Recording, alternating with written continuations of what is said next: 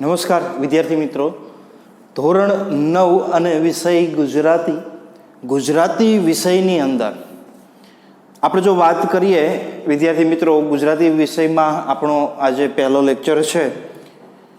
ધોરણ 8ની અંદર આપણે પ્રથમ સત્ર અને બીજું સત્ર એ બંનેની અંદર અલગ અલગ ટેક્સ્ટબુક ગુજરાતી વિષયની આપણે ભણ્યા હતા. એકમો છે એમનાથી આપણે માહિતગાર બન્યા હતા. સાથે સાથે વિદ્યાર્થી મિત્રો આપણે ગુજરાતી ગ્રામર,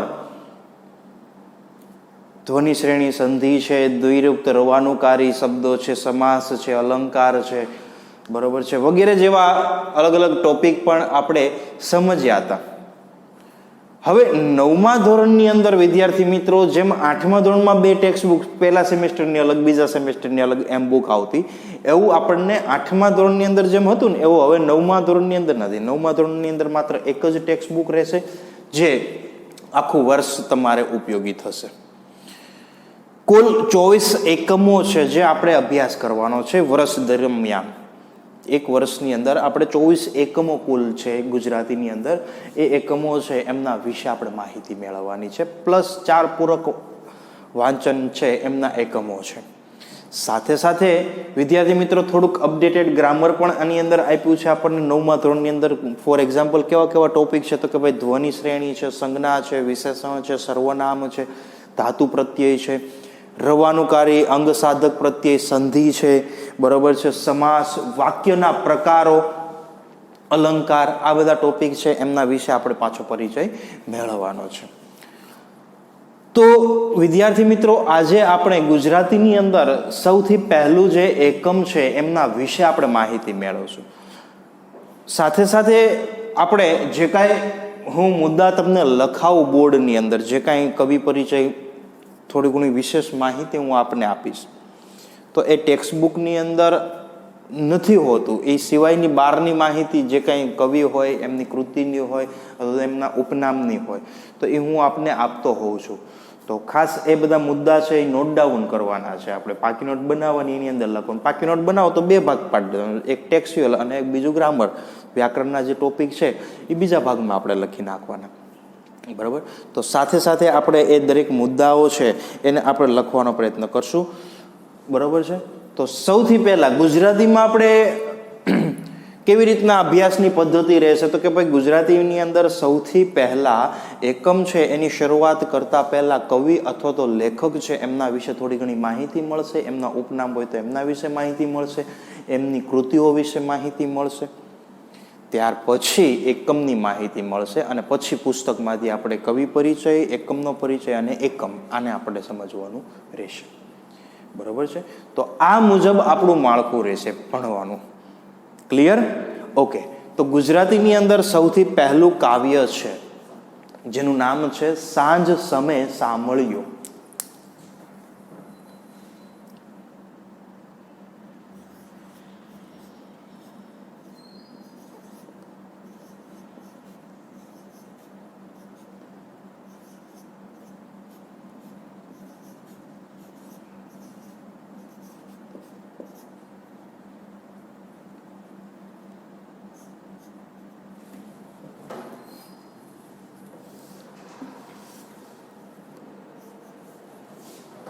સાંજ સમે સાંભળ્યો એમનો પ્રકાર સાહિત્ય પ્રકાર.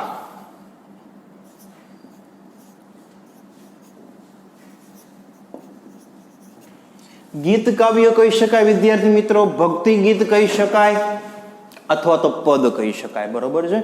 પણ આપણને પુસ્તકની અંદર ગીત કાવ્ય એવી રીતના ઉલ્લેખ કર્યો છે એટલે આપણે ગીત કાવ્ય છે એ લખશું. હવે એમના રચયિતા કોણ છે તો કે ભાઈ રચયિતા છે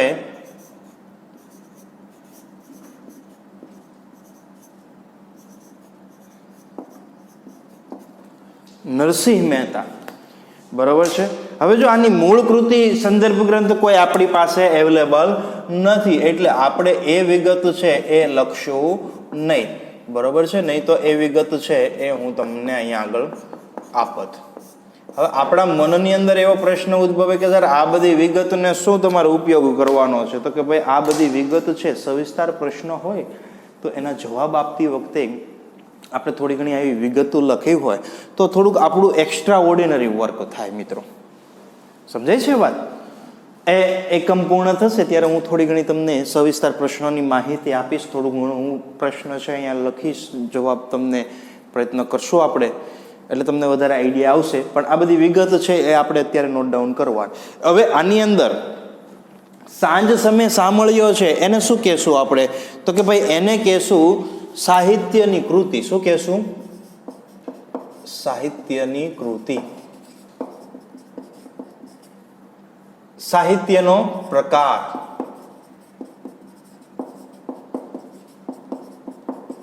ગીત કાવ્ય છે કે પછી હાઇકુ છે કે પછી સોનેટ છે કે પછી નિબંધ છે, લોકવાર્તા છે, જે હોય એ સાહિત્ય પ્રકારની અંદર આવે.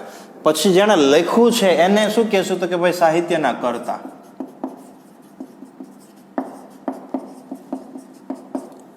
હવે આમાં સંદર્ભ ગ્રંથ નથી, એટલે કે સાહિત્યની મૂળ કૃતિ નથી. સાહિત્યની મૂળ કૃતિ અથવા તો સંદર્ભ ગ્રંથ. હવે મૂળ કૃતિ અથવા તો સંદર્ભ ગ્રંથ કોને કહેવાય? તો કે આ જે એકમ છે એ મૂળ ક્યાંથી લેવામાં આવ્યું? દાખલા તરીકે બીજું એકમ છે એનું નામ છે ચોરી અને પ્રાયશ્ચિત. એના રચયિતા છે ગાંધીજી. એનો સાહિત્ય પ્રકાર છે આત્મકથા ખંડ. અને એની મૂળ કૃતિ એટલે કે એનો સંદર્ભ ગ્રંથ મૂળ ક્યાંથી લીધું છે? તો કે ભાઈ સત્યના પ્રયોગોમાંથી. સત્યના પ્રયોગોમાંથી. તો એ સત્યના પ્રયોગો છે એ મૂળ કૃતિ કહેવાય, સંદર્ભ ગ્રંથ કહેવાય. સમજાય છે વાત? તો આ 4 વિગત છે એ આપણે પ્રશ્નના જવાબની અંદર સવિસ્તાર પ્રશ્નો ને એમાં લખવાની. આમાં 5મી વિગત એક ઉમેરી શકાય. સાહિત્ય કર્તા છે એની પછી તરત જ એનું તખલ્લુસ આવે. હવે આપણને તો પહેલા એ ખબર હોવી જોઈએ કે તખલ્લુસ એટલે શું થાય? તો કે ભાઈ તખલ્લુસ એટલે ઉપનામ થાય. શું થાય? ઉપનામ. જો ક્રમ કયો આવશે? તો કે ભાઈ સૌથી પહેલા આવે સાહિત્યની કૃતિ, પછી આવે સાહિત્યના કર્તા, પછી જો ઉપનામ તખલ્લુસ હોય તો એ લખવાનું, ન હોય તો પછી સાહિત્યનો પ્રકાર આવે અને છેલ્લે આવે સાહિત્ય છે એની મૂળ કૃતિ એટલે કે સંદર્ભ ગ્રંથ. આ ક્રમની અંદર આપણે લખવાની વિગત દરેક. સમજાય છે મારી વાત? સૌથી પહેલા સાહિત્યની કૃતિ આવે, પછી સાહિત્યના કર્તા આવે, સાહિત્યના કર્તા પછી એનું તખલ્લુસ હોય તો તખલ્લુસ અથવા તો ઉપનામ લખવાનું, એ પછી સાહિત્યનો પ્રકાર અને સાહિત્યની મૂળ કૃતિ. સમજણ પડે છે? તો આ રીતે તમારે વિગત છે એ ફિલઅપ કરવાની થાય. ખ્યાલ આવે છે? ઓકે.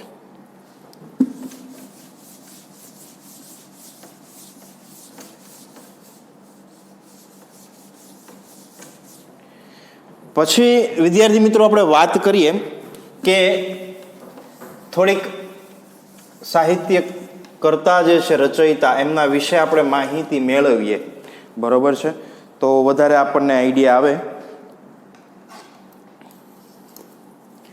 કે ભાઈ નરસિંહ મહેતા છે એમના વિશે થોડીક માહિતી હું આપને રજૂ કરું કે ભાઈ નરસિંહ મહેતા છે એનું સમય આપણને પુસ્તકની અંદર આપ્યો છે.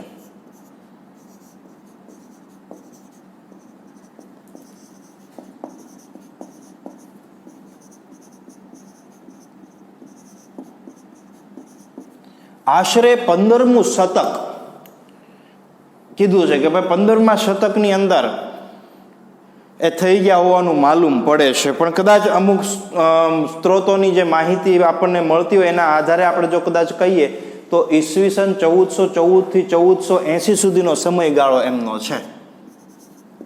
ઈસવીસન 1414 થી 1480 સુધીનો સમયગાળો છે એ નરસિંહ મહેતાનો છે એવું માનવામાં આવે છે.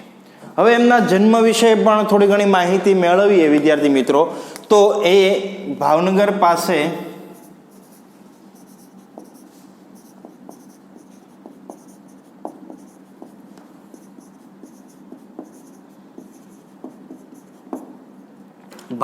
પાસેના તળાજા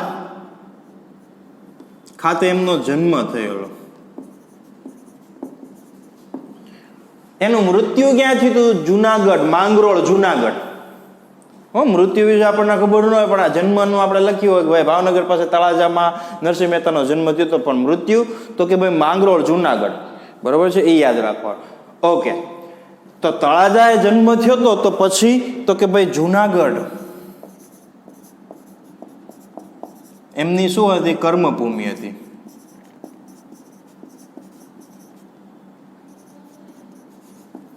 જુનાગઢ જે સ્ટેટ છે એ એમની કર્મભૂમિ હતી, એમનું વતન હતું.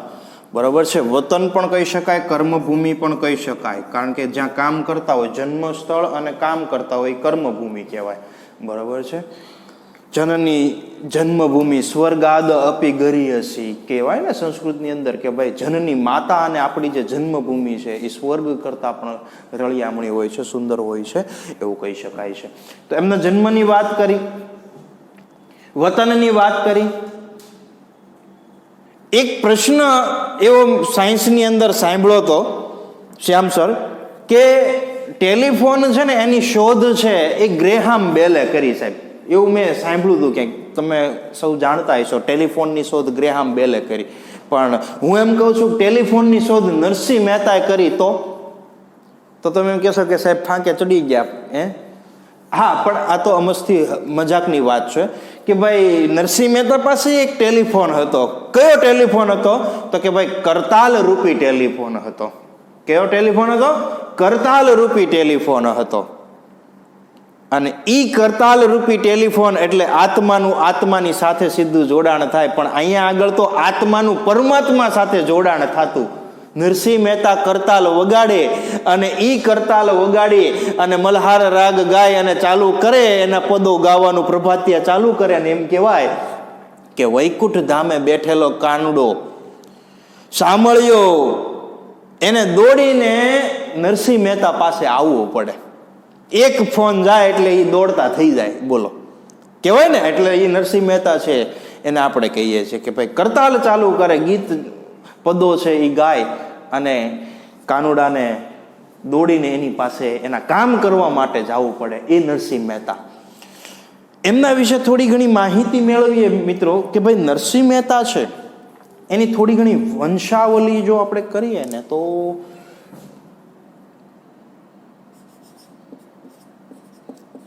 કૃષ્ણદાસ આ એમના પિતા હતા નરસિંહ મહેતાના, અને દયાકુંવર એમની માતાનું નામ છે.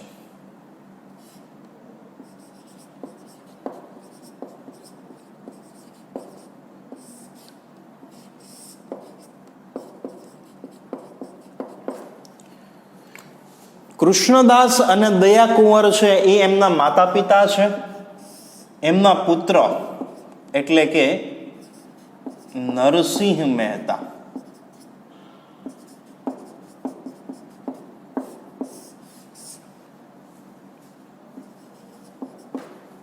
નરસિંહ મહેતા છે એમના પુત્ર હતા. બરાબર છે. હવે નરસિંહ મહેતા છે માત્ર 16 વર્ષની ઉંમરે એમના લગ્ન કરાય. બાળપણમાં જ એમના માતા પિતા છે એનું દેહાંત થઈ ગયું હતું, સ્વર્ગવાસ થઈ ગયો હતો.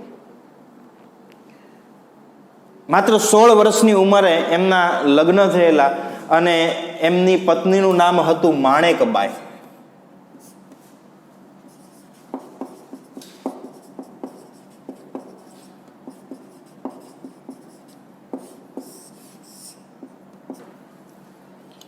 નરસિંહ મહેતા છે એમના પત્નીનું નામ હતું માણેકબાઈ.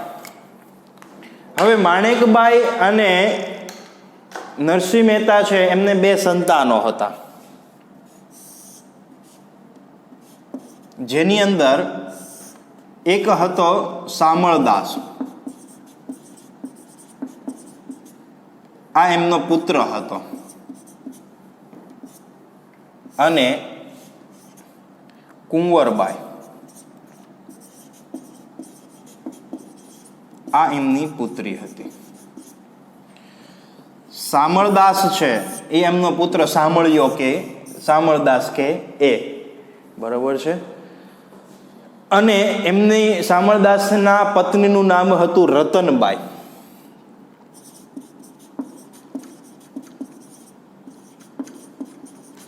શામળદાસના વિવાહની અંદર એનું વર્ણન કર્યું છે. બરોબર છે.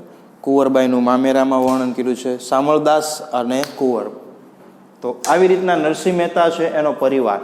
વિદ્યાર્થી મિત્રો, એક મારે તમને કહાની કેવી છે, વાર્તા કેવી છે, સ્ટોરી કેવી છે, બહુ સરસ મજાની છે કે દિલ્હીની અંદર એ સમયે અકબરનું શાસન ચાલતું હતું અને અકબરના સભાની અંદર 9 રત્નો હતા. વિદ્યાર્થી મિત્રો, કયા હતા 9 રત્નો? એની અંદર એક હતા તાનસેન. એમના વિશે આપણે સૌ માહિતગાર હઈશું. તો એ તાનસેન છે ને એ અજોડ ગાયક હતા. એનો જોટો બીજો ક્યાંય જોવા ન મળે મિત્રો. એની જેવા કોઈ બીજા ગાયક ન જોવા મળે. માત્ર એક હતા બેઈજુ બાવરા. એમના વિશે પણ માહિતી આપણી પાસે હોવી જરૂરી છે. એ પ્રસંગ આપણે પછી ક્યારેક વાત કરશું. પણ અત્યારે એવું વાત કરીએ કે ભાઈ એની જેવા અજોડ ગાયક બીજા કોઈ જોવા મળે નહીં. એક સમયની વાત છે, મહારાણી છે, દિવાળીનો સમય, અને રાજમહેલની અંદર દીવડાઓ છે એ પ્રગટાવવાના હતા. આખો રાજમહેલને દીવડાથી શણગાર્યો હતો. પણ એને પ્રગટાવવા માટે થઈ અને તાનસેનને એમ કીધું કે ભાઈ તમે દીપક રાગ છે એ આલાપો. એટલે દીપક રાગ ગાય અને એ જે બધા દીવડાઓ છે ને એ પ્રગટી જાય, એની મેળે સળગે, આમ પ્રગટી જાય.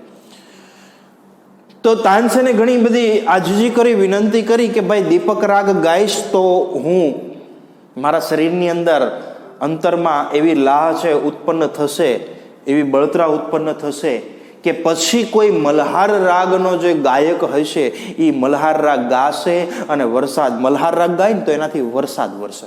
તો એનાથી જ મારી એ આગ છે એ બુઝાશે, નહીં તો મારું મૃત્યુ પણ થઈ શકશે.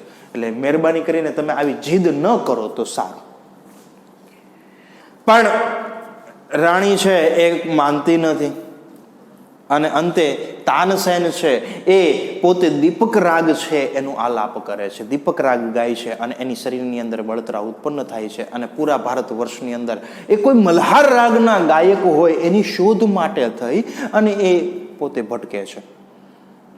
ગુજરાત આવે છે, ગુજરાતમાં વડનગર આવે છે અને એ વડનગરની અંદર 2 જુડવા બહેનો હોય છે, તાના અને રીરી.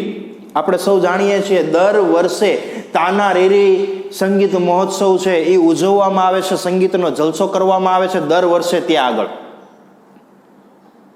એ જ તાના રીરીની હું વાત કરું છું.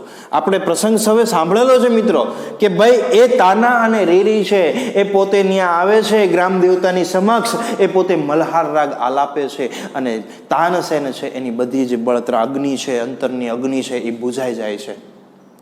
એ પાછો દિલ્હી જાય છે અકબર રાજાની સમક્ષ. એ પોતે એ બધી વાત રજૂ કરે છે કે ભાઈ આવી રીતના હતું. એટલે અકબર રાજા વાજા રવાંદરા કોને એને કાંઈ ફેર પડે નહીં, એની હઠ છે એ મૂકે ને એને કીધું કે એટલું બધું સારું ગાય છે તો અહીંયા દિલ્હી આપણે રાજ દરબારમાં લાવો, એની પાસે ગૌરાવીએ અહીંયા. પણ એ બંને બહેનોની એક શપથ લીધેલી હોય છે કે ભાઈ ગ્રામ દેવતા, પોતાના ગ્રામ દેવતા છે એની સમક્ષ જ ગાવાનું, બીજે ક્યાંય એ પોતે ગાઈ ન શકે. મજબૂર કરે છે દિલ્હી જવા માટે. એને ખબર પડે છે કે જો આપણે દિલ્હી નહીં જઈએ તો મજબૂર કરશે, મજબૂર કરવા માટે કદાચ આપણા માતા પિતા ગ્રામજનોને પણ કદાચ એ કષ્ટ આપશે. એનાથી બહેતર છે કે કદાચ આપણે કાં તો આપણી શપથ તોડી લઈએ અથવા તો આપણો જીવ દઈ દઈએ.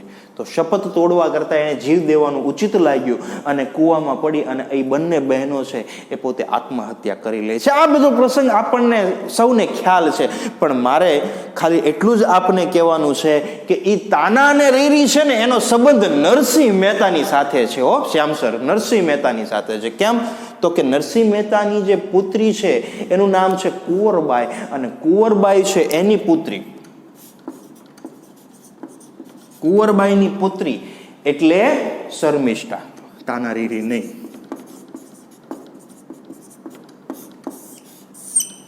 અને એ શર્મિષ્ઠા એની પુત્રીની વાત કરીએ. હા, હવે કહી દો તાના અને રીરી.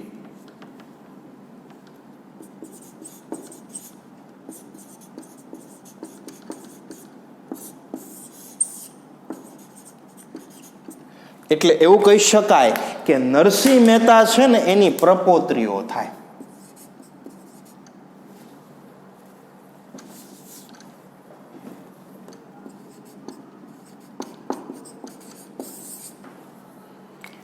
નરસિંહ મહેતાની પ્રપોત્રીઓ થાય કારણ કે નરસિંહ મહેતા પણ પોતે મલ્હાર રાગના ગાયક હતા. નરસિંહ મહેતા છે ને એની જે ખૂબીઓ જેને કહેવાય ને ખૂબીઓ, તો ખૂબીઓની અંદર શું હતું ખબર છે નરસિંહ મહેતાની ખૂબીઓમાં? તો કે એક તો એ પ્રભાત્યા, પછી હતો એનો મલ્હાર રાગ, અને પછી હતું ઝૂલણા છંદ. ઝૂલણા છંદ છે ને એના રચયિતા હતા. એટલે પોતે લગ્ન કરી લે છે, પોતાના ભાઈના ઘરે એક વખત રહેવા માટે જાય છે, અને એના ભાભી છે ને એને મેણું મારે છે. એના ભાભી એને મેણું મારે છે. કોને મેણું મારે છે? નરસિંહ મહેતાને. કહેવાય છે ને કે ભાઈ મેણા માથાનો ઘા, મેણું કોઈને મારશો નહીં, મેણા માથાનો ઘા. મેણા ક્યારે કોઈને, કવેણ ક્યારે કોઈને કહેવા ન જોઈએ, એ માથાનો ઘા છે. મેણા કોઈને મારશો નહીં, મેણા માથાનો ઘા. એટલે એને મેણું મારે છે અને ઘર છોડી અને એ પોતે જાય છે. અને એવું લોકવાયકા છે, એવું કહેવાય છે કે એ પોતે તળાજા પાસે આવેલું ગોપનાથ મહાદેવનું જે મંદિર છે એ મંદિરની અંદર જાય છે અને ભગવાન ભોળાનાથ છે એની તપશ્ચર્યા એ પોતે ચાલુ કરે છે.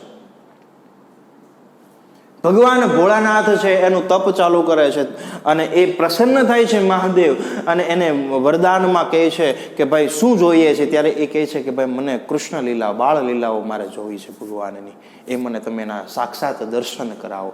અને ત્યારે પ્રભુ છે એના જે બાળ લીલાઓ છે એના દર્શન મહાદેવ છે એ નરસિંહ મહેતાને કરાવે છે. અને ત્યારે નરસિંહ મહેતા છે એ એમની જે બાળ લીલાઓ સમક્ષ જોઈ અને એનું બધું પુસ્તકની અંદર રૂપાંતર છે એ કરે છે, જેની અંદર અલગ અલગ બધી એમની કૃતિઓ છે. દાખલા તરીકે હિંડોળાના પદ છે, વસંતના પદ છે, કૃષ્ણ લીલા છે, ભક્તિબોધ છે, આ બધા પદો છે એનું વર્ણન કરે છે.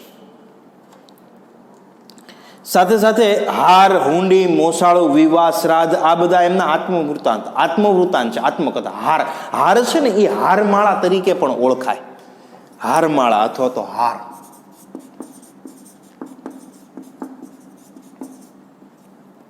હારમાળા અથવા તો હાર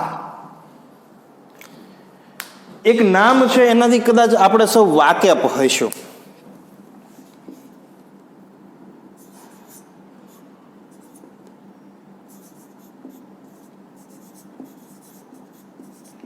જુનાગઢની અંદર એ સમયે નરસિંહ મહેતા છે એના સમકાલીન હતા રા માંડલિક. જુનાગઢની અંદર રા વંશના જે લોકો છે એનું શાસન ચાલતું હતું. રા વંશ ગરાસ્યા, બરોબર છે, ક્ષત્રિય ગરાસ ધરાવનારા છે ને, ગરાસ્યા કહેવાય, ગરાસ્યા દરબાર કે ગરાસ્યા ક્ષત્રિય કે. તો એની અંદર રા વંશના, રા વંશ એટલે શું થાય તો કે એનું આખું એની જે વંશ પરંપરાગત જે પેઢી આવે ને એમાં મૂળ જે એનો જે પૂર્વજ આવે એનું આખું નામ હતું, એને ટૂંકાવી અને એ રા કરી નાખ્યું. એટલે ઉપર લોપ થયેલો તમને જોવા મળશે, આગળ રા લગાડે. એ આ બધા રા વંશજ એટલે કોણ કોણ તો કે ભાઈ ચુડાસમા, સરવૈયા અને રાયજાદા, એ ત્રણે ભાઈઓ. ચુડાસમા, સરવૈયા અને રાયજાદા, આ ત્રણે ભાઈઓ, એ બધા રા વંશજો કહેવાય. તો એનું શાસન ચાલતું હતું જુનાગઢમાં. જુનાગઢની ગાદી ઉપર એ સમયે રા માંડલિક હતા. આપણે સૌ જાણીએ છીએ રા ડિયાસ, એમના પુત્ર રા નવગણ ને તો આપણે સૌ જાણીએ છીએ. તો રા માંડલિકની વાત કરીએ કે એના સમકાલીન હતા નરસિંહ મહેતા. હવે નરસિંહ મહેતા છે ને એ પોતે પ્રભુ ભક્તિમાં લીન રહેતા. તો એ પોતે અલગ અલગ જગ્યાએ છે એ સમયે થોડુંક જાતિવાદનું ને એવું બધું હતું. તો અમુક જગ્યાએ પોતે દાખલા તરીકે હરિજનવાસની અંદર જઈ અને પોતે ભગવાનની ભક્તિ કરતા, લોકોને સાથે સાથે ઉત્સાહથી જોડતા. તો જે બીજા અમુક જે લોકો હોય એને ગમતું નહીં. તો એમને જે એમની કોમ હતી, નરસિંહ મહેતા છે નાગર બ્રાહ્મણ હતા. તો નાગર બ્રાહ્મણે એમને જ્ઞાતિમાંથી બહાર કાઢી મૂક્યા. પછી એની ચડામણી છે રા માંડલિકને ચાલુ કરી કે ભાઈ આ તો ખોટો ઢોંગ કરે છે, ભક્તિના નામે ઢોંગ કરે છે, ભગતડો છે પણ નખરા કરે છે ખોટું. કે એ એમ કહે છે કે ભગવાન આવીને રોજ મારી પાસે બેસી જાય, મારી સાથે વાતચીત કરતા હોય છે, વાર્તાલાપ કરતા હોય છે. આવી બધી જે ચર્ચા છે એ કરે છે અને માંડલિક છે એને ઉશ્કેરે છે કે તમે એની કસોટી લ્યો કે આ તમારા નગરમાં જૂઠાણું ફેલાવે છે. અને એ સમયે રા માંડલિક છે એને નજર કેદ કરે છે, નરસિંહ મહેતાને કેદમાં નાખે છે. અને કેદમાં નાખીને કહે છે કે ભાઈ તું બહુ સાચો હોય, તું જો ભગવાનનો ભક્ત હોય, કાનુડાનો ભક્ત હોય, તું એમ કહેશો કે કાનુડો મારી પાસે આવે છે, મને મારી સાથે વાતચીત કરે છે, બેસે છે, મારું બધા કામ કરે છે, તો બોલાવી અને એને કહે કે તને હાર ગળામાં પહેરાવી દે, તને જેલમાંથી હું મુક્ત કરી દઈશ.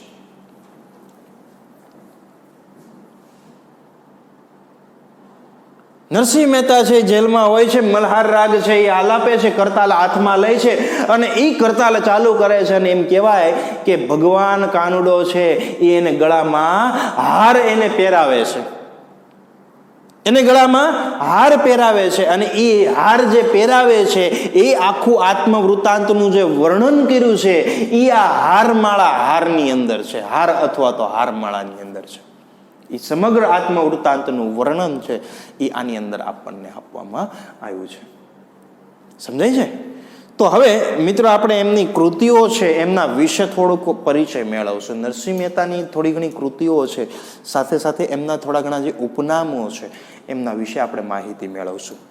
બરોબર છે? આ બધું નોટ ડાઉન કરજો. બધી ક્યાંથી માહિતી બધી એકઠી કરીને તમારી નજર સમક્ષ હું રજૂ કરું છું. આ બધા પ્રસંગોની બધું વર્ણન કરું છું જે પુસ્તકમાં નથી, આપણને પુસ્તક બહારથી શોધીને લાવું છું, તો એ આપણને પાછું આઈડિયા હોવો જરૂરી છે.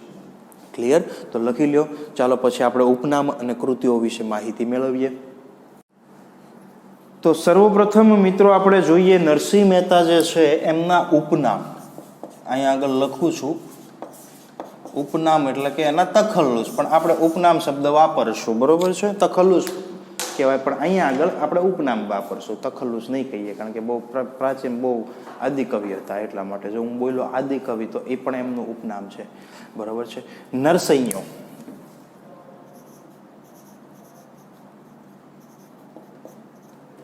આદિકવિ, આદ્ય કવિ, ભક્તિ કવિ, ભક્ત કવિ કહેવાય. ભક્તિ કવિ તો નહીં, પણ ભક્ત કવિ.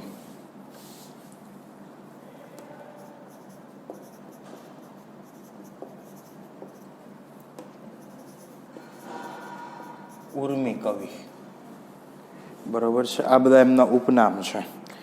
ભક્ત કવિ, આદિ કવિ, ભક્ત કવિ નરસિંહ મહેતા કે ને, ભક્ત કવિ, આદિ કવિ, ઉર્મી કવિ, આદ્ય કવિ, આ બધા એમના ઉપનામ છે. કદાચ ઘણી વખત પરીક્ષામાં ટીએસટીની એવી જે એક્ઝામ આવે ને, ટેલેન્ટ સર્ચ ટેસ્ટ કહેવાય. બરોબર છે? ટેલેન્ટ સર્ચ ટેસ્ટ આપણે દર વર્ષે લેવાતી હોય છે. 9મા 10મા વિદ્યાર્થીઓ, 9મા ધોરણની અંદર ખાસ આપણે વિદ્યાર્થીઓ બધા ઇન્વોલ્વ થતા હોય છે, જેની અંદર ગુજરાતી વિષય છે એમાંથી આના સાહિત્ય, ગુજરાતી સાહિત્ય અને ગુજરાતી વ્યાકરણ, આ બંને એની અંદર પૂછાતું. તો એમાં એક એવો પ્રશ્ન પૂછ્યો કે ભાઈ ગુજરાતી ભાષાના આદિ કવિ કોણ? તો એમના આદિ કવિ છે નરસિંહ મહેતા. સમજાય છે? ઓકે, હવે વિદ્યાર્થી મિત્રો વાત કરીએ એમની કૃતિઓ વિશે.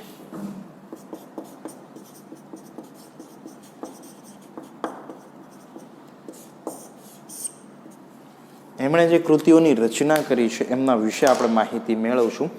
તો કૃતિઓમાં સૌપ્રથમ તો આપણને જે પુસ્તકમાં આપ્યા છે એ બધી કૃતિઓ તો આપણે લખશું જ. તે હિંડોળાના પદ,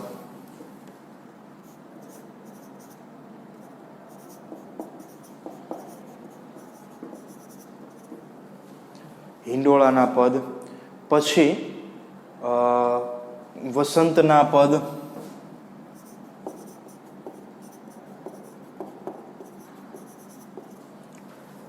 હિંડોળાના પદ, વસંતના પદ, કૃષ્ણ લીલા,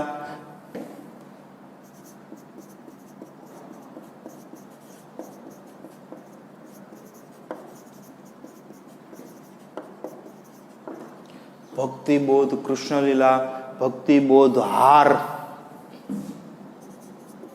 હાર એટલે કે હારમાળા. આપણે લખ્યું છે હાર અથવા તો હારમાળા, બે કહેવાય. બરોબર છે? હાર અથવા તો હારમાળા. પછી હુંડી,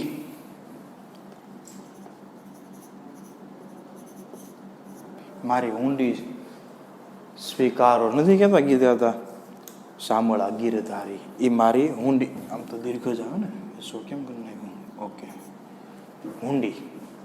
બરાબર છે? પછી આવે મોસાળું,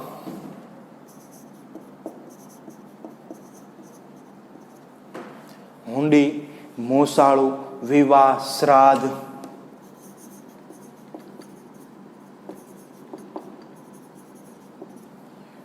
વિવાહ, શ્રાદ્ધ. પછી કુંવરબાઈનું મામેરું,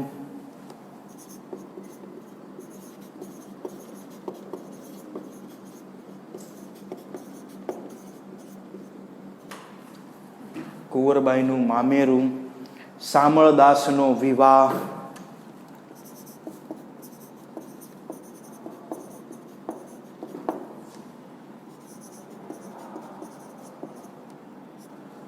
શામળદાસ છે એમનો વિવાહ, સુદામા ચરિત્ર,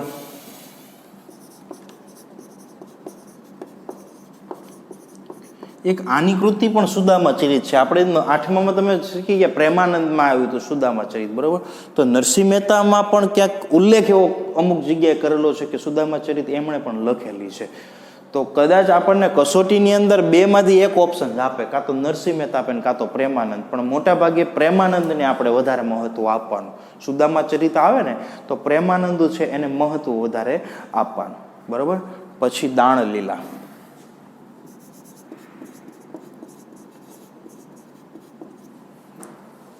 દાણલીલા, ચાતુર્યો,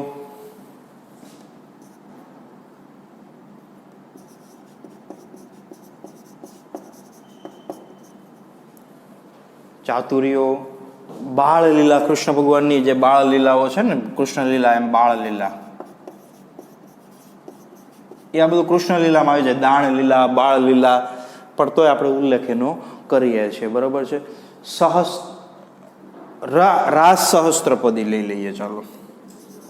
રાસ સહસ્ત્રપદી, રાસ સહસ્ત્રપદી. પછી શૃંગારમાળા,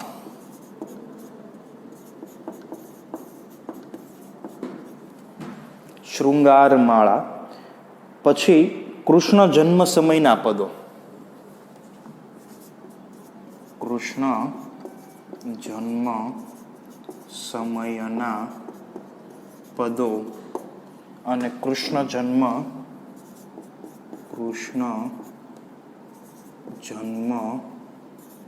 વધાઈના પદો.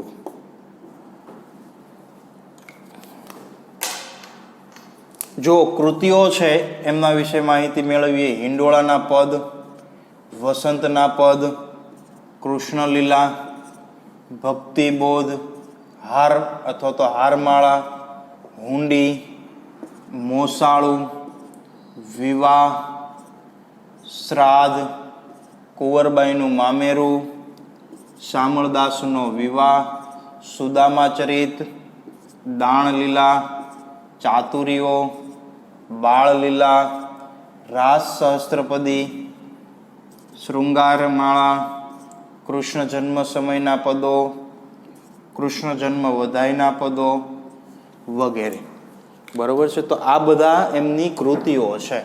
કદાચ આપણને આ બધી કૃતિઓ છે ને TSTની જે એક્ઝામ હોય છે અથવા તો આગળ જઈએ ભવિષ્યની અંદર, તો ભવિષ્યમાં કદાચ આપણે કોઈ કોમ્પિટિટિવ એક્ઝામની અંદર આપણો ગોલ હોય કે ભાઈ દાખલા તરીકે આપણે ક્લાસ 1, 2 છે, જીપીએસસી કે યુપીએસસીની એક્ઝામ છે એ આપણે આપી અને આપણો ગોલ હોય IAS IPS કે XYZ કોઈ પણ પોસ્ટ માટે આપણે એપ્લાય કરવું હોય, તો એની અંદર ગુજરાતી વિષય આવતો હોય છે. ગુજરાતી સાહિત્ય અને ગ્રામર આ બંને વિષય પણ આવતા હોય છે.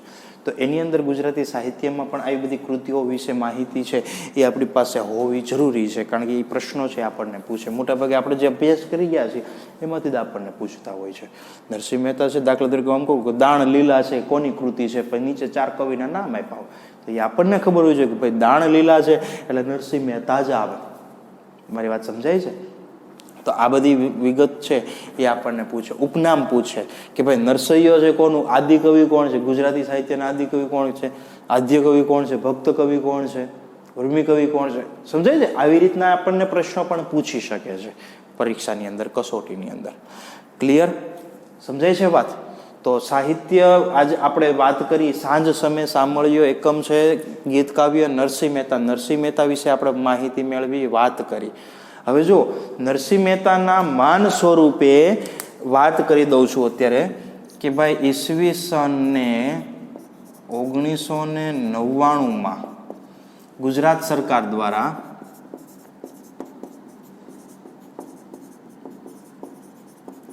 દર વર્ષે નરસિંહ મહેતા એવોર્ડ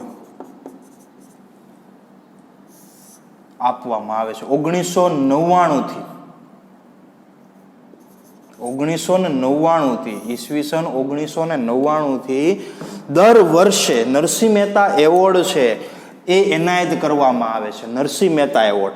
તો હવે આપણા મનની અંદર પ્રશ્ન ઉદ્ભવે કે સૌ પ્રથમ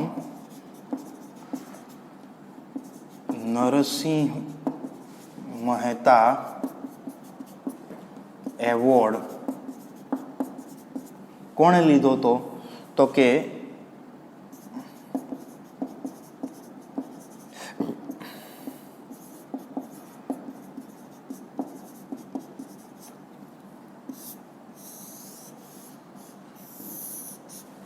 સૌ પ્રથમ નરસિંહ મહેતા એવોર્ડ છે કોણે લીધો હતો? તો કે ભાઈ રાજેન્દ્ર શાહ. એટલે કે સૌ પ્રથમ ક્યારે કહેવાય? તો કે 1999 કારણ કે ત્યાંથી જ શરૂ થયું, 1999 થી શરૂ થયું. નરસિંહ મહેતાના માન સ્વરૂપે ગુજરાત સરકાર દ્વારા 1999 થી દર વર્ષે સાહિત્ય ક્ષેત્રે નરસિંહ મહેતા એવોર્ડ આપવામાં આવે છે. તો આ નરસિંહ મહેતા એવોર્ડ છે એની શરૂઆત ક્યારે થઈ? 1999. એમાં સૌથી પહેલા કોને મળ્યો? તો કે કવિ રાજેન્દ્ર શાહ છે એને નરસિંહ મહેતા એવોર્ડ સૌ પ્રથમ 1999 એમને મળેલો. તો આ બધી વિગત આપણે મેળવી નરસિંહ મહેતા વિશે, એમની કૃતિઓ વિશે. હવે આજના લેક્ચરમાં વિદ્યાર્થી મિત્રો આપણે અહીં સુધી રાખીએ છીએ. નેક્સ્ટ લેક્ચરની અંદર પાછા આપણે એકમ એની પ્રસ્તાવના જે છે એ પ્રસ્તાવના સમજશું અને પ્રસ્તાવના બાદ આપણે એકમ જે છે એને વિશે આપણે પ્રસ્તાવના જે આપી છે એ સમજશું, પછી એકમ છે એને સમજવાનો પ્રયત્ન કરશું. બરાબર છે? તો આજના આ લેક્ચરનો આપણે અહીંયા વિરામ કરીએ છીએ. અસ્તુ. જય હિન્દ, જય ભારત.